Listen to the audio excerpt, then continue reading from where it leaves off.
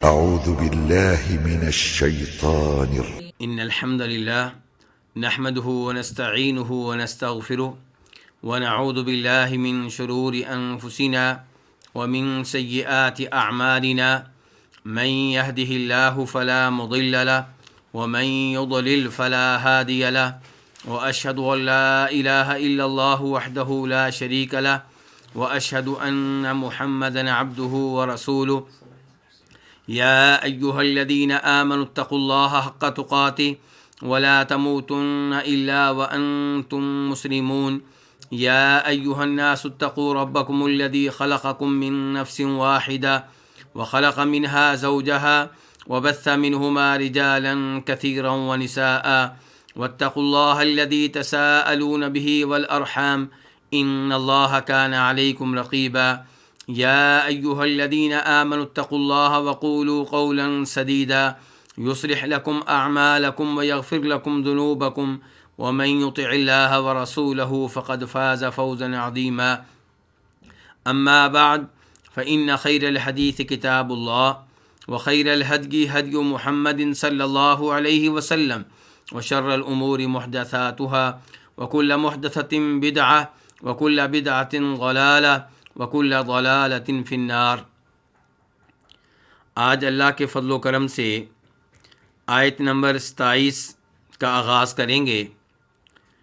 اس سے پہلے آیت نمبر 26 کے آخر میں اللہ رب العزت ارشاد فرماتے ہیں وما یضل بہ الا الفاسقین، کہ اللہ رب العزت ان مثالوں کے ساتھ جو مثالیں اللہ تعالیٰ قرآن حکیم میں بیان کرتا ہے کسی کو گمراہ نہیں کرتا سوائے اس کے کہ جو فاسق ہو۔ اس آیت میں فاسق سے مراد کیا تھا؟ جی فسق اکبر، یعنی کہ فاسق سے مراد کافر لوگ ہیں، ورنہ فاسق کا لفظ عام ہے، جو بھی اللہ کی اطاعت سے نکل جائے وہ فاسق ہے۔ اس کا اطلاق مومنوں پہ بھی ہوتا ہے، کافروں پہ بھی ہوتا ہے، لیکن یہاں پہ مراد کافر ہیں اس آیت میں، اس لیے ہم کہتے ہیں کہ یہاں پہ فسق سے مراد فسق اکبر ہے۔ اللہ رب العزت اب ان فاسقوں کے اوصاف بیان کر رہے ہیں، ان کی بری عادتیں بیان کر رہے ہیں۔ چنانچہ اللہ تعالیٰ فرماتے ہیں الذین ینقضون عہد اللہ من بعد میثاقہ۔ الذین اسم موصول ہے اور یہ ترکیب کے لحاظ سے صفت بن رہا ہے کس کی؟ الفاسقین کی، کہ فاسقین وہ لوگ ہیں الذین ینقضون جو توڑتے ہیں، ینقضون فعل مضارع ہے جو توڑتے ہیں، عہد اللہ اللہ کے عہد کو، یعنی کہ اس عہد کو جو انہوں نے اللہ سے کیا ہوتا ہے، اس معاہدے کو جو انہوں نے اللہ سے کیا ہوتا ہے توڑ دیتے ہیں۔ من بعد میثاقہ، اس کو پختہ کر دینے کے بعد۔ میثاق پختہ کرنا، میثاق اس عہد کو کہتے ہیں جس کے ساتھ اللہ کی قسم اٹھائی گئی ہو یا کسی اور کی قسم اٹھائی گئی ہو۔ مومن اللہ کی قسم اٹھاتے ہیں اور دوسرے کسی اور کی قسم بھی اٹھا سکتے ہیں۔ بہرحال میثاق وہ عہد ہے جس کو پختہ کر دیا گیا ہو قسم اٹھانے کے ساتھ۔ تو میثاق ہی ضمیر کہاں جا رہی ہے، کس طرف لوٹ رہی ہے؟ عہد کی طرف۔ تو وہ لوگ جو توڑتے ہیں اللہ کے عہد کو من بعد میثاقہ، اس سے پختہ کر لینے کے بعد، وَيَقْطَعُونَ مَا أَمَرَ اللَّهُ بِهِ أَن يُوصَلَ۔ دوسرے نمبر پہ یقطعون، وہ کاٹتے ہیں، یہ بھی فعل مضارع ہے، وہ کاٹتے ہیں۔ کون؟ انہی فاسقوں کی بات ہو رہی ہے کہ یہ فاسق کاٹتے ہیں ما امر اللہ بہ، اس چیز کو جس کا اللہ نے حکم دیا ہے۔ ما اسم موصول ہے کہ وہ چیز جس کے بارے میں اللہ نے حکم دیا ہے۔ کیا حکم دیا ہے؟ ان یوصل، کہ اسے ملایا جائے۔ تو اب معنی کیا ہوا کہ وہ کاٹتے ہیں اس چیز کو جس کے ملانے کا اللہ نے حکم دیا ہے۔ اور تیسری صفت ان فاسقوں کی اللہ نے کیا بیان کی ہے؟ تیسرے نمبر پہ ان کی بری خصلت اللہ نے کیا بیان کی ہے کہ وَيُفْسِدُونَ فِي الْأَرْضِ، زمین میں فساد کرتے ہیں۔ اولئک ھم الخاسرون، یہی لوگ ہیں خسارہ اٹھانے والے، یہی لوگ ہیں نقصان اٹھانے والے۔ اولئک اس میں اشارہ ہے اور ہم ضمیر فصل ہے۔ ضمیر فصل لانے سے کلام میں تاکید کا معنی پیدا ہو جاتا ہے، حصر کا معنی پیدا ہو جاتا ہے. تو اولئک هم الخاسرون، یہی لوگ ہیں خسارہ اٹھانے والے. اس آیت میں اللہ رب العزت نے فاسقوں کی 3 بری عادتیں ذکر کی ہیں. نمبر 1، اللہ سے کیے ہوئے معاہدے کو توڑ ڈالنا. نمبر 2، جن چیزوں کے اللہ نے ملانے کا حکم دیا ہے انہیں کاٹ ڈالنا. نمبر 3، زمین میں فساد کرنا. تو اس سے پتہ چلا کہ یہ تینوں کام برے کام ہیں اور ان سے ہر ایک کو بچنا چاہیے، مسلمانوں کو بھی بچنا چاہیے. اگر مسلمان یہی حرکتیں کریں گے تو ان میں فاسقوں والی یہ عادت پائی جا رہی ہوگی. اور اس سے یہ پتہ چلا کہ معاہدہ کر کے معاہدے کو توڑ ڈالنا یہ کیا ہے؟ فسق ہے. اور جن چیزوں کو اللہ نے ملانے کا حکم دیا انہیں کاٹ ڈالنا کیا ہے؟ فسق ہے. اللہ تعالی نے حکم دیا ہے کہ رشتہ داروں سے رشتے قائم کیے جائیں، جوڑے جائیں. رشتے ٹوٹے ہوئے ہیں تو بحال کیے جائیں. جو رشتہ داروں سے رشتہ توڑ ڈالے وہ کیا کر رہا ہے؟ وہ فاسقوں والا کام کر رہا ہے. اور زمین میں فساد کرنا بھی فسق ہوا. تو یہ 3 کام ایسے ہیں کہ جو انسان کو فاسق بنا ڈالتے ہیں. تو اس لیے ان سے بچنا چاہیے کیونکہ نہایت قبیح کام ہے. اللہ نے پہلے نمبر پہ کہا ہے کہ وہ اللہ کے عہد کو توڑ ڈالتے ہیں اسے پختہ کرنے کے بعد. اس عہد سے کیا مراد ہے؟ کوئی بھی عہد جو اللہ تعالیٰ سے انسانوں نے کیا ہو، کسی قوم نے کیا ہو، اس کو توڑ ڈالنا وہ اس عہد کے عموم میں داخل ہوگا.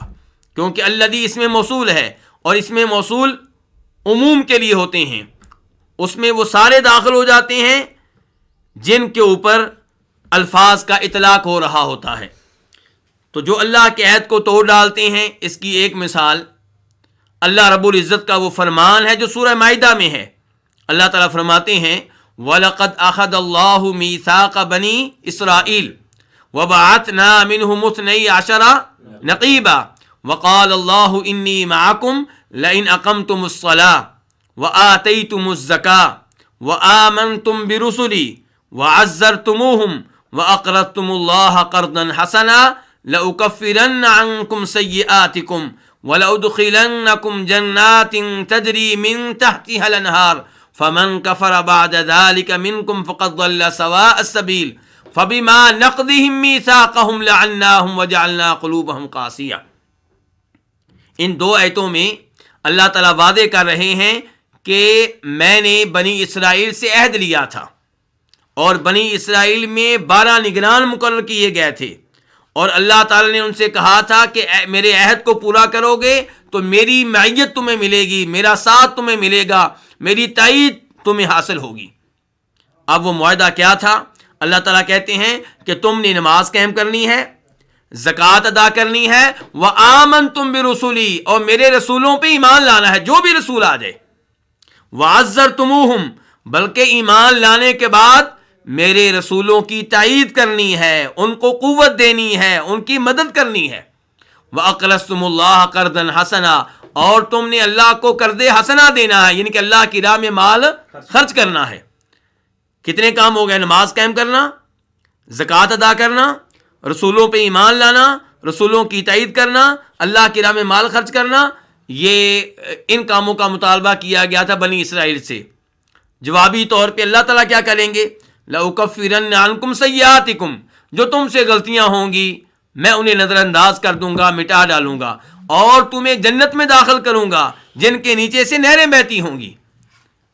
اور جو اس معاہدے کو توڑ ڈالے گا تو وہ راہ راست سے بھٹک جائے گا. اللہ تعالیٰ رزلٹ بیان کرتے ہیں، نتیجہ بیان کرتے ہیں اس معاہدے کا کیا ہوا.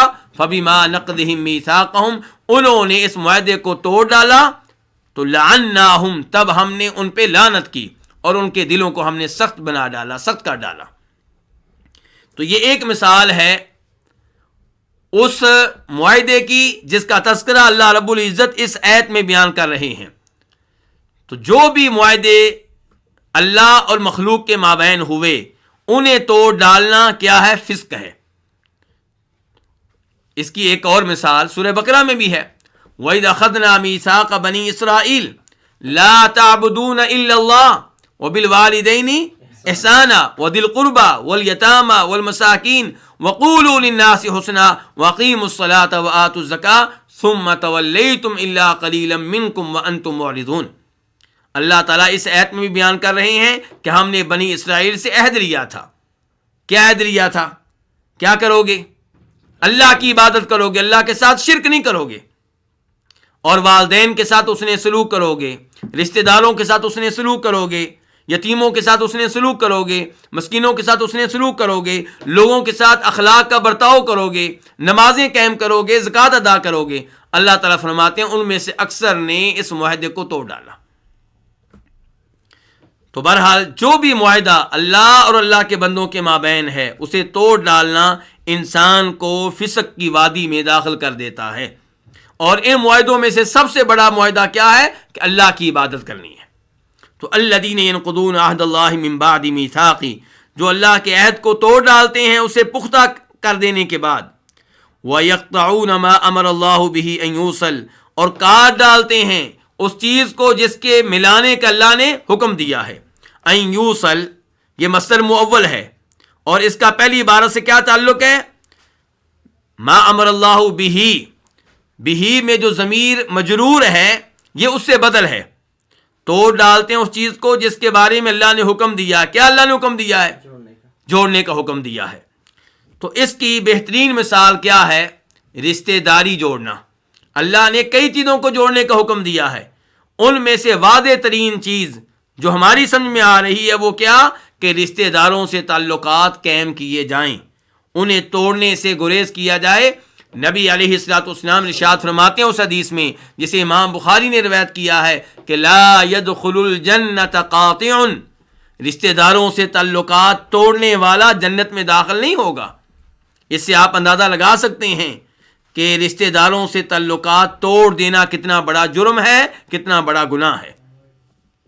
وَيُفْسِدُونَ فِي الْأَرْضِ، اور زمین میں فساد کرتے ہیں۔ کون سی زمین میں؟ کچھ مفسرین نے کہا ہے کہ یہاں پہ زمین سے مراد مکہ کی زمین ہے، اور یہ بات بغیر دلیل کے ہے۔ اللہ تعالیٰ نے عام لفظ بولا ہے کہ زمین میں فساد کرتے ہیں، تو جو زمین میں فساد کرتے ہیں وہ فاسق ہیں، چاہے وہ مکہ میں کریں، چاہے مدینہ میں کریں، پاکستان میں کریں یا انڈیا میں کریں، امریکہ میں کریں یا روس میں کریں، کہیں بھی کریں۔ فساد سے کیا مراد ہے؟ فساد سے مراد کیا ہے؟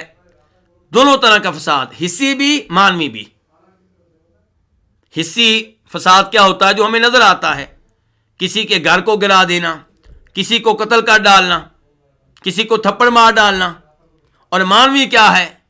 گناہوں کے کام کرنا، بدکاری کرنا فساد ہے، سود لینا فساد ہے، لوگوں کو توحید سے روکنا فساد ہے، لوگوں کو مسجد بنانے سے روکنا فساد ہے، لوگوں کو نماز پڑھنے سے روکنا فساد ہے۔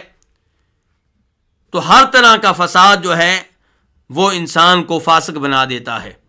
تو اللہ تعالیٰ فرماتے ہیں کہ فاسق جو ہیں ان کے یہ اوصاف ہیں، معاہدہ کرنے کے بعد، اللہ سے معاہدہ کرنے کے بعد معاہدے کو توڑ ڈالنا، جن چیزوں کے ملانے کا اللہ نے حکم دیا ہے انہیں توڑنا، انہیں کاٹ ڈالنا، اور تیسرے نمبر پہ یہ ہے کہ زمین میں فساد کرنا۔ اور یہ تینوں کام جو ہیں یہ بہت بڑے جرم کی حیثیت رکھتے ہیں۔ اللہ تعالیٰ نے فرمایا اولئک هم الخاسرون، جو فاسق یہ تین کام کرتے ہیں وہی ہیں خسارہ اٹھانے والے، وہی ہیں خسارہ پانے والے۔ الخاسرون، خاسرون کی جمع ہے، خاسر جو فائدے میں نہ ہو بلکہ نقصان میں ہو۔ تو اولئک هم الخاسرون، یہی لوگ ہیں خسارہ اٹھانے والے، یہی لوگ ہیں نقصان اٹھانے والے۔ اس کے بعد اللہ تعالیٰ ارشاد فرماتے ہیں کیف تکفرون باللہ وکنتم امواتا فاحیاکم ثم یمیتکم ثم یحییکم ثم الیہ ترجعون۔ یہ آیت نمبر 28 میں نے تلاوت کی ہے۔ آیت نمبر 28 کی باقاعدہ تفسیر کرنے سے پہلے آیت نمبر 27 کے تعلق سے آخری پیغام یہ دینا چاہوں گا کہ یہ آیت پڑھ کر مجھے اور آپ کو اپنے دل میں یہ عہد کر لینا چاہیے کہ میں نے یہ تین کام نہیں کرنے تاکہ میں فاسقوں کی فہرست میں داخل نہ ہو جاؤں، تاکہ میں فاسق بننے سے بچ جاؤں۔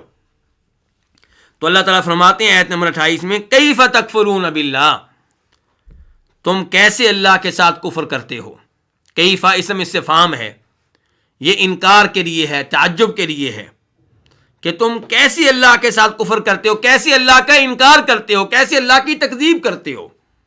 وَكُنْتُمْ أَمْوَاتًا، یہ واو حالیہ ہے، حالانکہ تم مردہ تھے، بے جان تھے۔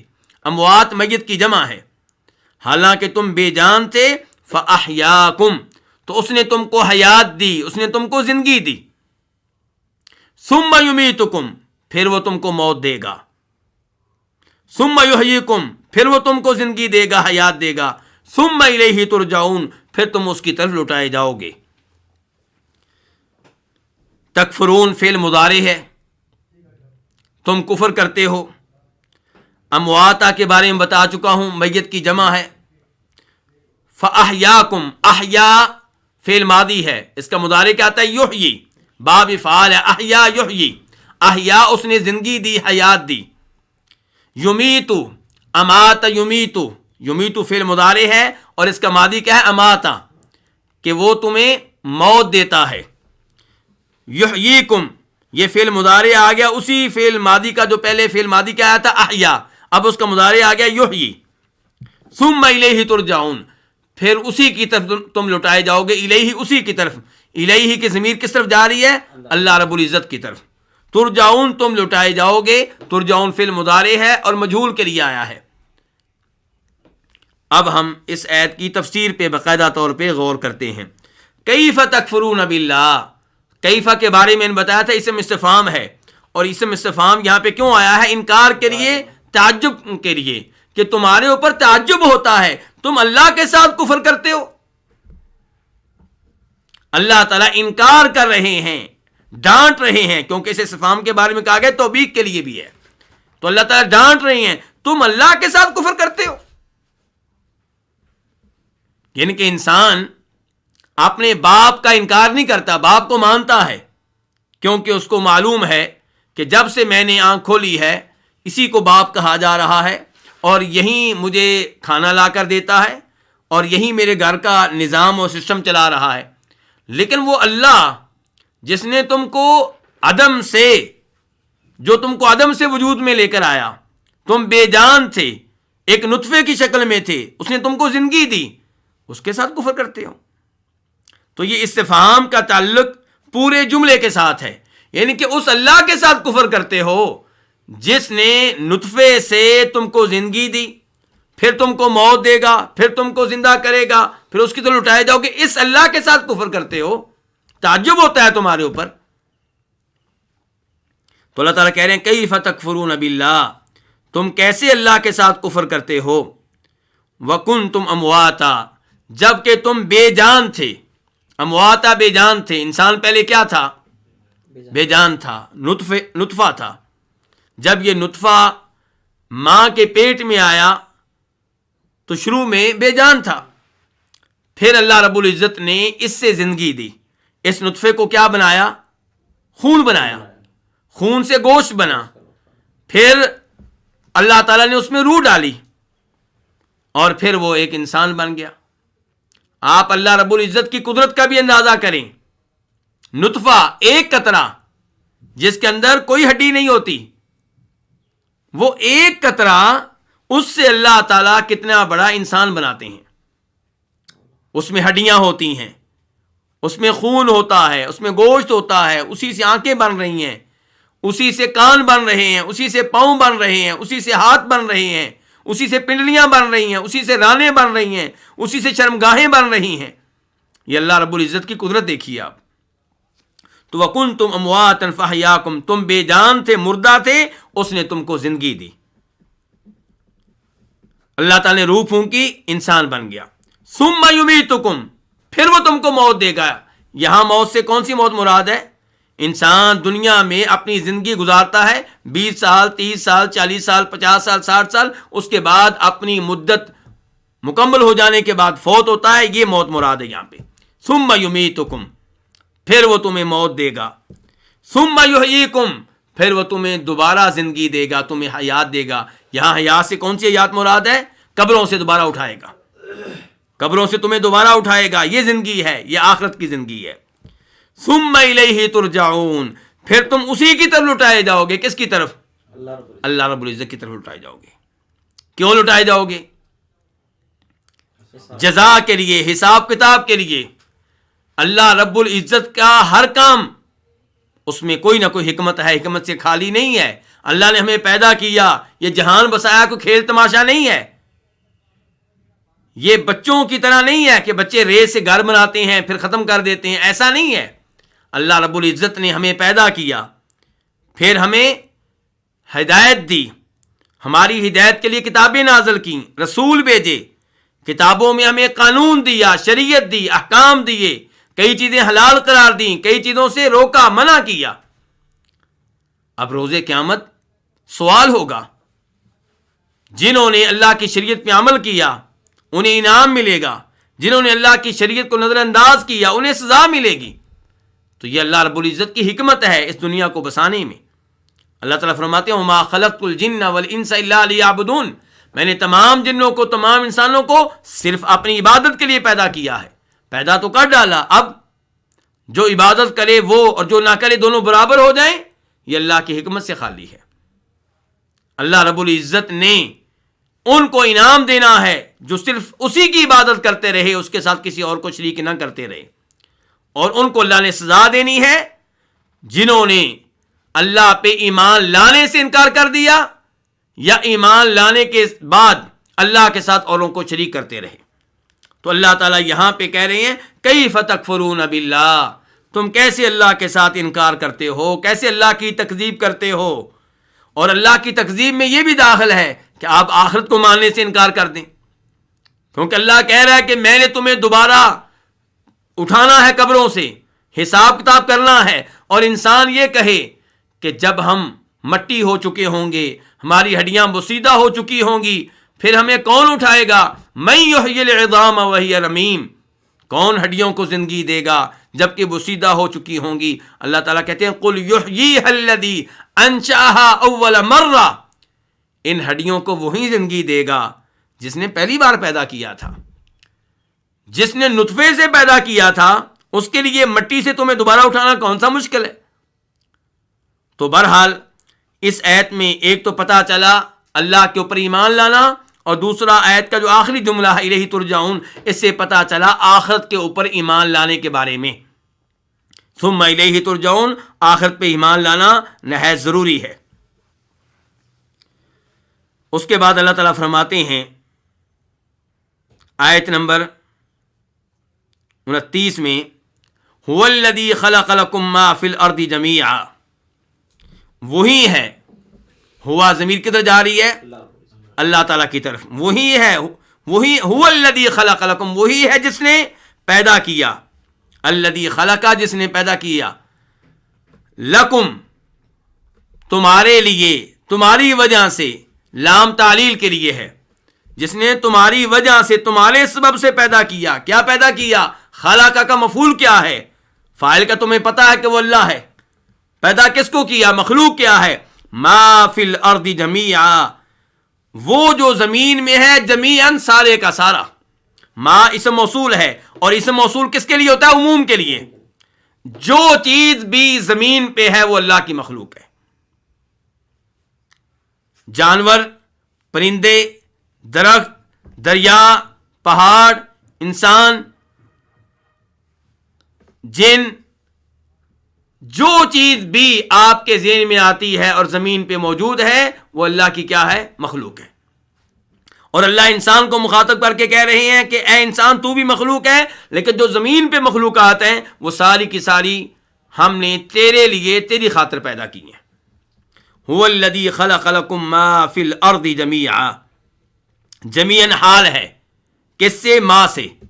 ان کے ما خود اسم موصول عموم کا فائدہ دیتا ہے کہ جو بھی زمین پہ ہے اللہ نے تمہاری خاطر پیدا کیا ہے. اوپر سے اللہ نے مزید تاکید کر دی جمیعاً کے ذریعے کہ سب کا سب تمہارے لیے پیدا کیا ہے. اس کے بعد اللہ تعالیٰ فرماتے ہیں ثم استوى الى السماء، پھر وہ مستوی ہوا الى السماء، آسمان کی طرف. فی الحال میں استوا کا معنی مستوی ہوا کروں گا، تفصیلات میں بعد میں جائیں گے. ثم استوى الی السماء، پھر وہ آسمان کی طرف مستوی ہوا. کون؟ اللہ رب العزت. تو استوا فعل ماضی ہے اور اس میں ہوا ضمیر فاعل ہے اور ضمیر اللہ رب العزت کی طرف لوٹ رہی ہے کہ اللہ رب العزت مستوی ہوا الی السماء، آسمانوں کی طرف، آسمان کی طرف. فسواہن، تو اس نے ان کو بنا دیا. کن کو؟ آسمانوں کو. کیا بنا دیا؟ سب آسماوات، 7 آسمان. وَهُوَ بِكُلِّ شَيْءٍ عَلِيمٌ، اور وہ ہر چیز کو جاننے والا ہے. بِكُلِّ شَيْءٍ، یہ جار مجرور متعلق ہیں کس کے؟ علیم کے. یعنی کہ وَهُوَ عَلِيمٌ بِكُلِّ شَيْءٍ، وہ خوب جاننے والا ہے بِكُلِّ شَيْءٍ، ہر چیز کو.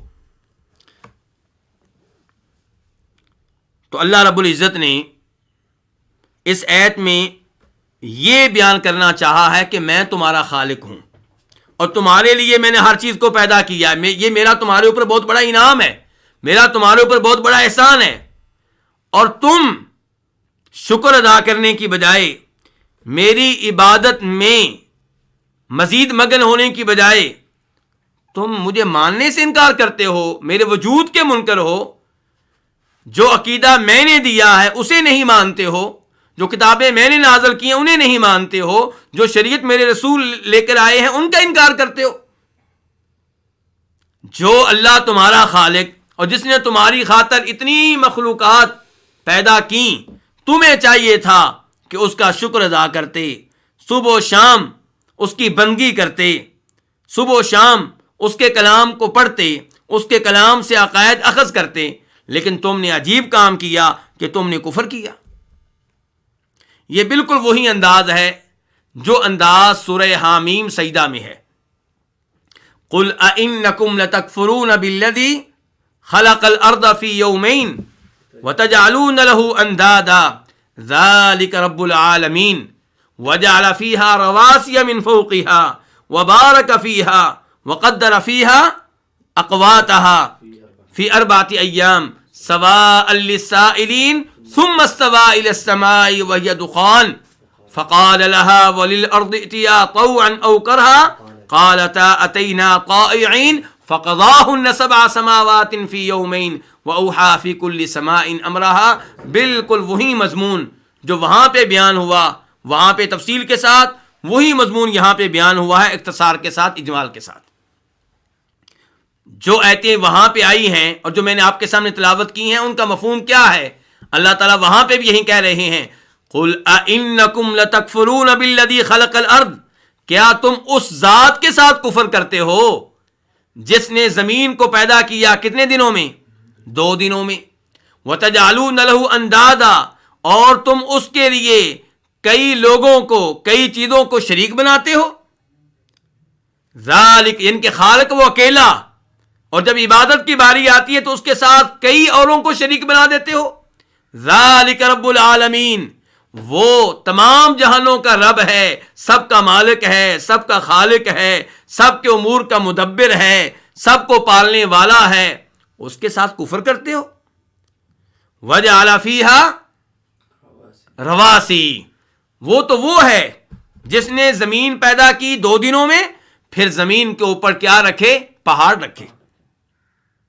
وبارک فیہا، اور زمین میں برکتیں پیدا کی. وقدر فیہا اقواتہا، اور زمین میں اس کے خزانے رکھے، اس کی غذائیں رکھیں. یعنی کہ زمین میں وہ غذا رکھ دی جو انسان کھائے اور زمین پہ بسنے والے دیگر پرندے اور جانور کھائیں. اور زمین میں برکتیں بھی رکھیں. یہ سونا اور یہ گیسیں اور یہ چیزیں جو ہمیں مل رہی ہیں، یہ خزانے کس نے رکھے ہیں؟ اللہ نے رکھے ہیں. فی 4 ایام، کتنے دنوں میں؟ 4 دنوں میں. آگے اللہ تعالیٰ کہتے ہیں ثم استوى الى السماء، بالکل یہی انداز. پھر اللہ تعالیٰ آسمان کی طرف مستوی ہوئے، جبکہ آسمان کیا تھا؟ وہی دخان، جبکہ آسمان کیا تھا؟ اس وقت دھواں تھا. جب اللہ تعالیٰ آسمان کی طرف مستوی ہوئے، آسمان دھواں تھا. تو اللہ تعالیٰ نے آسمان سے کہا اور زمین سے کہا ایتیا، آؤ، طوعا او کرہا، خوشی سے آؤ یا خوشی سے، تمہیں میری بات ماننا پڑے گی. قالتا اتینا طائعین، آسمان اتنی بڑی مخلوق، زمین اتنی بڑی مخلوق فوراً کہنے لگے یا اللہ ہم تو بڑی خوشی سے تیری بات مانیں گے, بڑی خوشی سے آئیں گے. انسان کو یہاں سے عبرت حاصل کرنی چاہیے کہ 5 فٹ کا انسان, اس کی کیا حیثیت ہے آسمانوں کے سامنے, زمین کے سامنے. اس کے بعد اللہ تعالیٰ کیا کہتے ہیں, فَقَضَاهُنَّ سَبْعَ سَمَاوَاتٍ, اللہ نے کتنے آسمان بنائے؟ 7. کتنے دنوں میں؟ 2 دنوں میں. تو ٹوٹل کتنے دن ہو گئے؟ 6. یعنی کہ اللہ تعالیٰ نے زمین کے بارے میں کیا کہا؟ 4 دن, اور آسمان کے بارے میں کتنے دن کہے؟ تو ٹوٹل کتنے ہو گئے؟ 6. کئی لوگ سمجھتے ہیں کہ شاید 8 دن ہو گئے, کیونکہ اللہ تعالیٰ نے کہا میں نے زمین کو پیدا کیا 2 دنوں میں اور زمین میں خزانے وغیرہ رکھ دیے 4 دنوں میں. اللہ تعالیٰ 4 کہہ کر یہ نہیں بتانا چاہتے کہ پہلے 2 اور پھر 4. اللہ کہنا چاہتے ہیں کہ پہلے 2 دنوں میں زمین کو پیدا کیا اور پھر زمین کو بچھایا وغیرہ, یہ کام کتنے دنوں میں کیا؟ 2 دنوں میں. ٹوٹل 4 دن ہو گئے. اور آسمان 2 دنوں میں, ٹوٹل کتنے دن ہو گئے؟ 6 دن. اچھا, اب یہاں پہ ایک سوال پیدا ہوگا کہ اللہ نے پہلے زمین پیدا کی یا پہلے آسمان؟ یہ آیت جس کی ابھی ہم تفسیر کر رہے ہیں, سورہ بقرہ کی آیت نمبر 29, اس میں اللہ تعالیٰ کہہ رہے ہیں کہ اللہ نے تمہارے لیے وہ سب کچھ پیدا کیا جو زمین میں ہے, پھر اللہ تعالیٰ مستوی ہوئے آسمان کی طرف. تو اس سے کیا پتا چلا کہ پہلے زمین پیدا کی گئی اور پھر آسمان. اور سورہ حامیم سجدہ سے بھی یہی معلوم ہو رہا ہے. لیکن جب ہم جاتے ہیں سورہ نازعات میں تو اللہ تعالیٰ کیا فرماتے ہیں؟ اَأَنْتُمْ أَشَدُّ خَلْقًا أَمِ السَّمَاءُ بَنَاهَا رَفَعَ سَمْكَهَا فَسَوَّاهَا وَأَغْطَشَ لَيْلَهَا وَأَخْرَجَ ضُحَاهَا وَالْأَرْضَ بَعْدَ ذَلِكَ دَحَاهَا. وہاں پہ اللہ تعالیٰ پوچھ رہے ہیں انسان سے کہ تمہیں پیدا کرنا مشکل ہے یا آسمانوں کو؟ اللہ نے تو آسمان بنائے.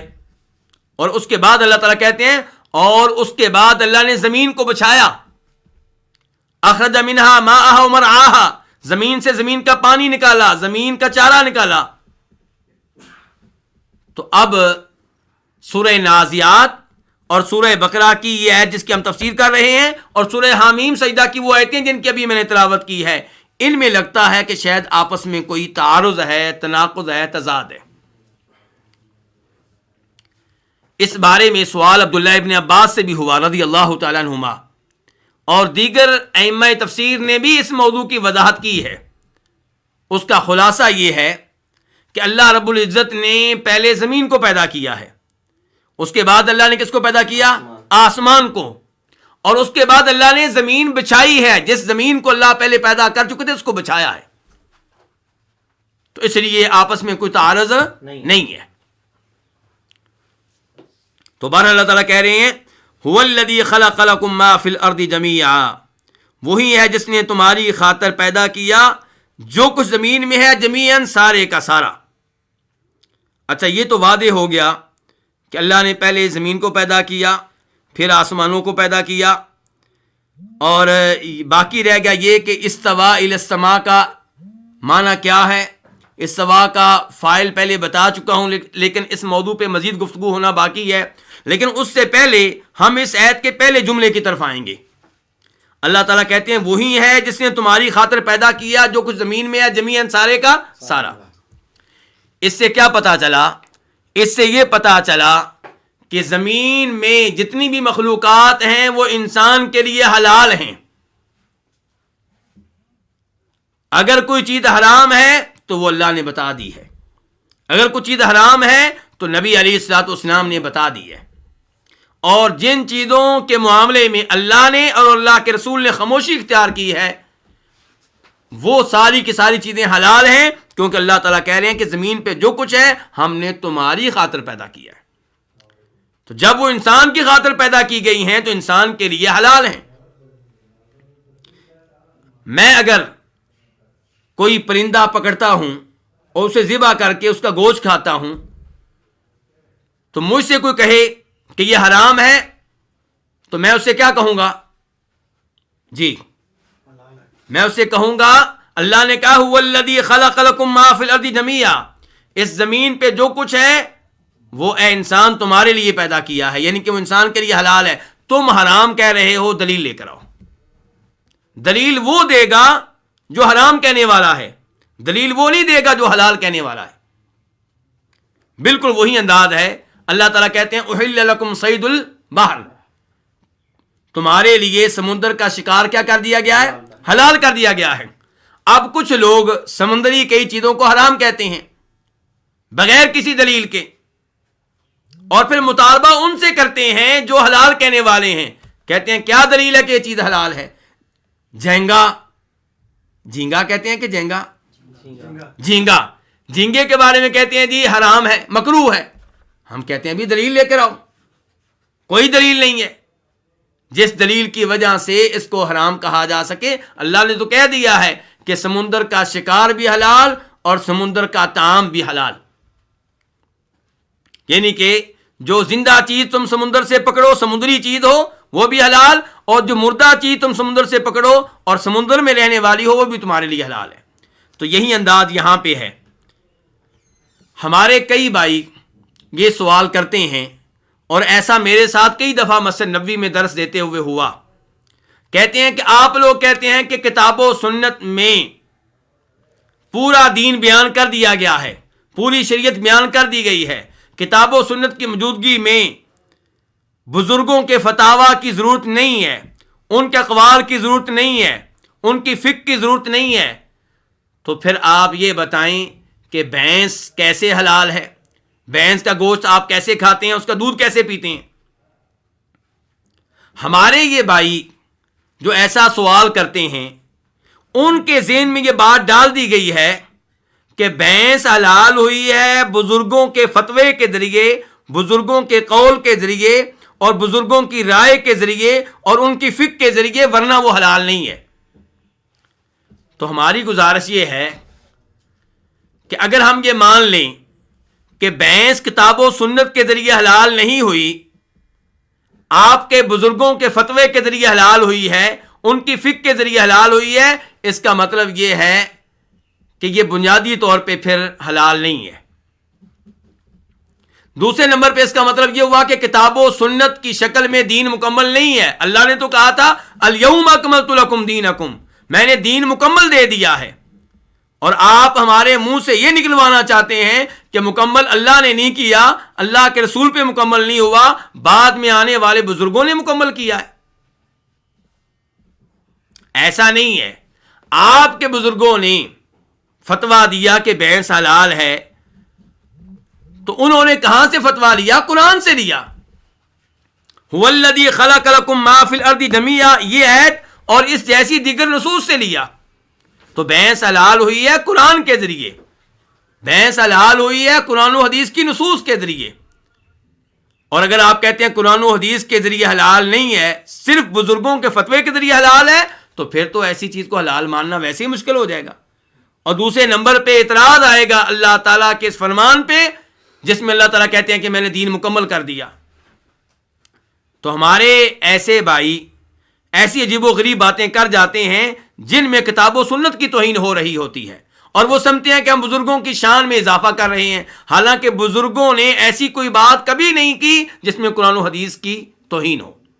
اور ہم بھی الحمدللہ صحابہ کرام کو مانتے ہیں کہ وہ ہمارے امام ہیں رضی اللہ تعالیٰ عنہم، ان کے بعد تابعین کو امام مانتے ہیں، اور جو 4 امام پبلک میں مشہور ہیں ان کو بھی ہم امام مانتے ہیں، اور ان سب کے لیے دعائے رحمت کرتے ہیں، اللہ ان کی قبریں منور فرمائے، اللہ ان کی قبروں پہ اپنی رحمتیں نازل فرمائے۔ لیکن کسی ایک امام کو اس حد تک پکڑ لینا کہ اس کی ہر بات کو ماننا، چاہے قرآن کی آیت کے خلاف ہو، چاہے نبی علیہ السلام کی حدیث کے خلاف ہو، یہ انداز درست نہیں ہے۔ بہرحال یہ بھینس کا معاملہ ذکر کرنے کا مقصد یہ تھا کہ بھینس اور اس جیسی دیگر چیزیں اس آیت اور ایسی دیگر نصوص کی وجہ سے حلال ہیں، کیونکہ اللہ تعالیٰ کہہ رہے ہیں کہ وہی ہے جس نے تمہارے لیے پیدا کیا جو بھی زمین پہ ہے۔ اس کا مطلب یہ ہے کہ جو بھی زمین پہ اللہ کی مخلوق ہے وہ انسان کے لیے حلال ہے، سوائے اس کے جن کی حرمت کے بارے میں اللہ نے بتا دیا، اللہ کے رسول نے بتا دیا، جن میں مثال کے طور پہ زہر ہے، جن کا کھانا انسان کے لیے نقصان دہ ہے، تو ایسی چیزیں جو ہوتی ہیں وہ انسان کے لیے حرام ہے، ورنہ زمین پہ بسنے والی مخلوقات انسان کے لیے کیا ہیں؟ حلال ہیں۔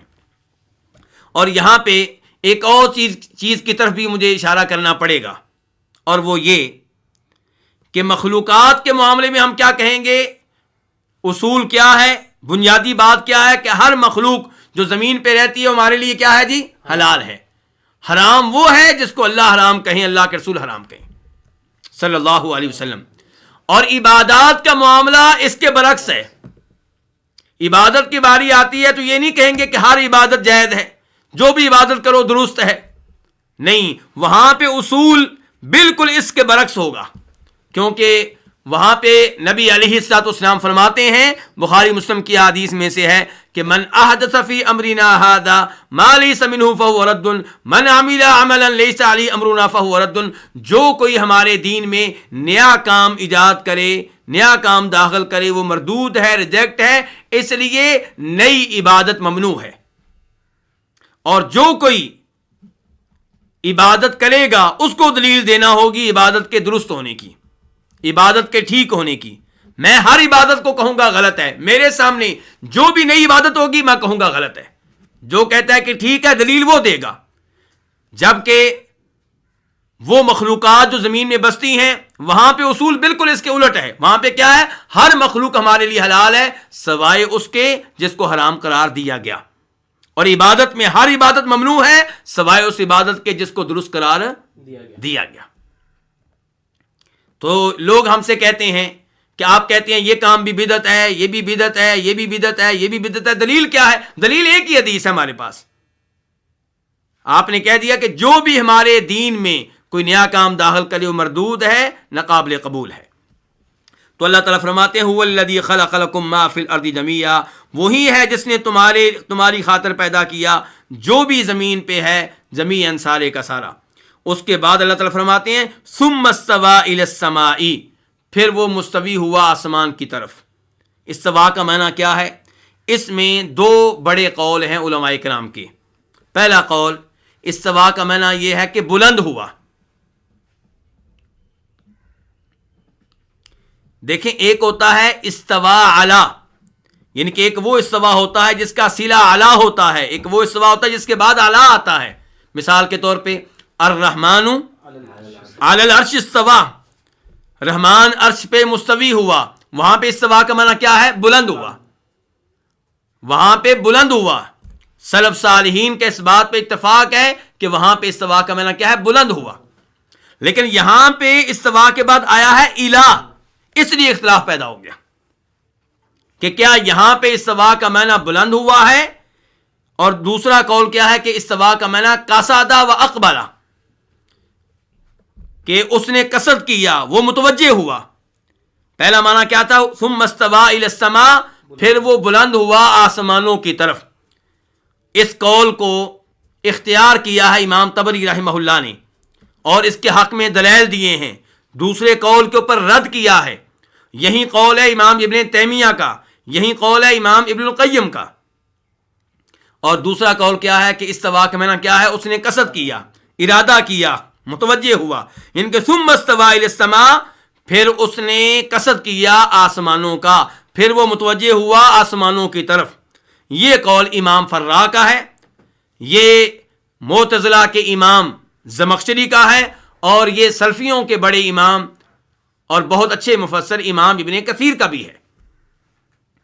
تو دو قول ہو گئے۔ اب ان میں سے کون سا قول ٹھیک ہے؟ یہ یہاں پہ مسئلہ ہے۔ جو لوگ کہتے ہیں استوا کا معنی ہے قصد و اقبل، وہ کہتے ہیں جب استوا کے بعد الہ آ گیا تو الہ نے ہمیں بتا دیا کہ استوا میں تضمین ہے، استوا فعل اس کے ضمن میں معنی ہے قصد کا اور اقبل کا۔ اور جو کہتے ہیں کہ استوا کا معنی ہے اعلی وارتفع، کہ وہ بلند ہوا آسمانوں کی جانب، ان کے دلائل میں سے ایک دلیل یہ ہے کہ یہ قول سلف کا ہے، امام ابو العالیہ کا ہے، رفیع بن مہران الریاحی، جو سن 90 ہجری کے قریب فوت ہوئے ہیں، بہت بڑے تابعی ہیں، بہت بڑے مفسر ہیں، بہت بڑے قاری ہیں، بہت بڑے فقیہ ہیں، یہ ان کا قول ہے۔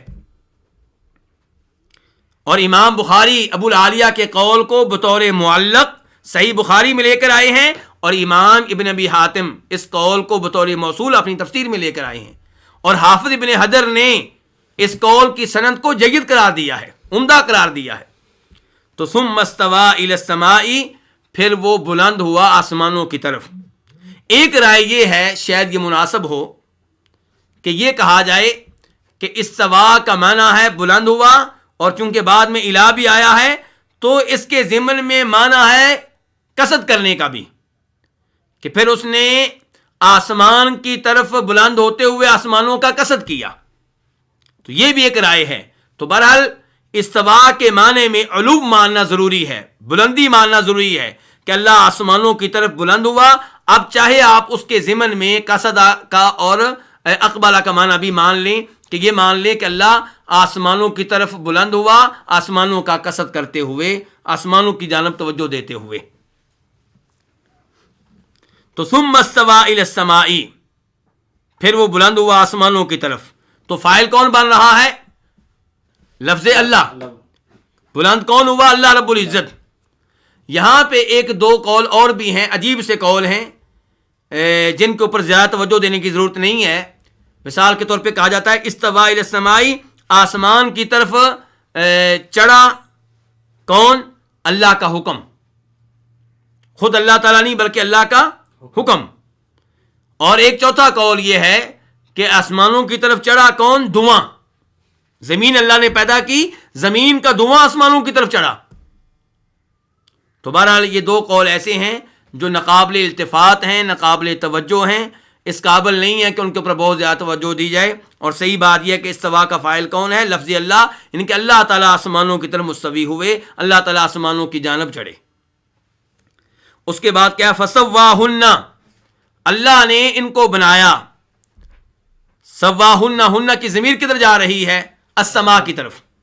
سوال پیدا ہو گیا، السماء تو واحد ہے اور ہن ضمیر جمع ہے، تو اس کا جواب یہ دیا گیا ہے کہ السماء میں اور ضمیر میں اعتبار کیا گیا ہے السماء کی اس حالت کا جو ابھی ہونے والی تھی، یہ آسمان 7 بننے والے تھے، تو اس کا اعتبار کیا گیا ہے۔ تو فسواہن، اللہ تعالیٰ نے ان کو ٹھیک کیا، اللہ نے ان کو بنایا۔ کیا بنایا؟ 7 سماوات، ان کتنے آسمان؟ 7۔ اور یہاں سے پتا چلا کہ آسمان کتنے ہیں؟ 7 ہیں۔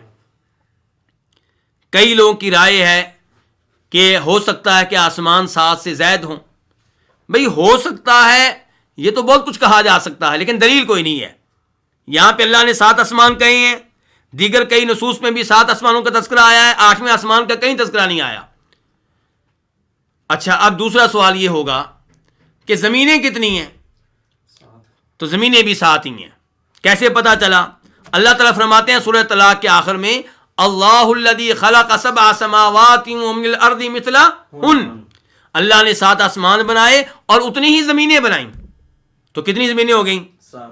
اور مشہور حدیث ہے کہ جو کسی کی زمین ایک بالشت لے گا بطور ظلم و زیادتی، کسی کی زمین پہ قبضہ کرے گا، کسی کی وراثت پہ قبضہ کرے گا، بہن کی وراثت پہ، پڑوسی کی زمین پہ دیوار قائم کر لی، کسی بھی طریقے سے آپ ایک بالش زمین بھی لے لیں، تو فرمایا اللہ تعالیٰ روز قیامت ایسے آدمی کو 7 زمینوں کا طوق پہنائیں گے۔ 7 زمینیں طوق بن کر جب گردن میں لٹکیں گی تو انسان کا کیا بنے گا؟ یہ زمین جس کی خاطر انسان لڑتا ہے، لالچی بنا ہوا ہے، ظلم و زیادتی کرتا ہے، روز قیامت وبال بن جائے گی۔ اللہ تعالیٰ ہمیں ظلم و ستم سے محفوظ رکھے۔ تو بہرحال کہنے کا مقصد یہ تھا کہ آسمان کتنے؟ 7، زمینیں کتنی؟ 7۔ اس کے بعد فرمایا وَهُوَ بِكُلِّ شَيْءٍ عَلِيمٌ، اور اللہ تعالیٰ ہر چیز کا علم رکھنے والا ہے۔ اس میں ایک تو یہ کہا جا سکتا ہے کہ اللہ تعالیٰ وعید سنا رہے ہیں، اللہ تعالیٰ دھمکی دے رہے ہیں کہ اے انسان، تجھے میں نے بتا دیا کہ زمین کا خالق میں، زمین پہ بسنے والی ہر چیز کا خالق میں، 7 آسمانوں کو پیدا کرنے والا میں، تو پھر بھی میرے ساتھ کفر کرے، میں نے زمینی مخلوقات تیری خاطر پیدا کی، تو پھر بھی کفر کرے، تو کیا سمجھتا ہے کہ تو ہم سے چھپا ہوا ہے، ہم تجھے جانتے نہیں ہیں، تو اس سے حساب کتاب نہیں کریں گے؟ وَهُوَ بِكُلِّ شَيْءٍ عَلِيمٌ، تیری ایک ایک حرکت ہمارے علم میں ہے۔ اور دوسرا یہ کہا جا سکتا ہے کہ اللہ تعالیٰ بیان کر رہے ہیں کہ میں نے زمین پیدا کی، زمین پہ بسنے والی ساری مخلوقات پیدا کی، 7 آسمان پیدا کیے، یہ سب کچھ میرے علم کا نتیجہ ہے، میں سب کچھ جانتا ہوں، کس کو کیسے پیدا کرنا ہے اور کس کو پھر بعد میں کیا حکم دینا ہے، کس کو کس چیز کا مکلف بنانا ہے، کس سے کیا کام لینا ہے، میں ہر چیز کا علم رکھنے والا ہوں۔ اور یہاں سے بھی پتا چلا کہ اللہ کے ناموں میں سے ایک نام کیا ہے؟ العلیم۔ اللہ ہر چیز کو بخوبی جاننے والا ہے، اور علیم کیا ہوگا؟ اللہ کے ناموں میں سے ایک نام ہوگا۔ ہم یہیں پہ اکتفا کرتے ہیں اور اللہ رب العزت سے دعا کرتے ہیں کہ اللہ تعالی ہمیں قرآن کریم سمجھنے کی توفیق عنایت فرمائے۔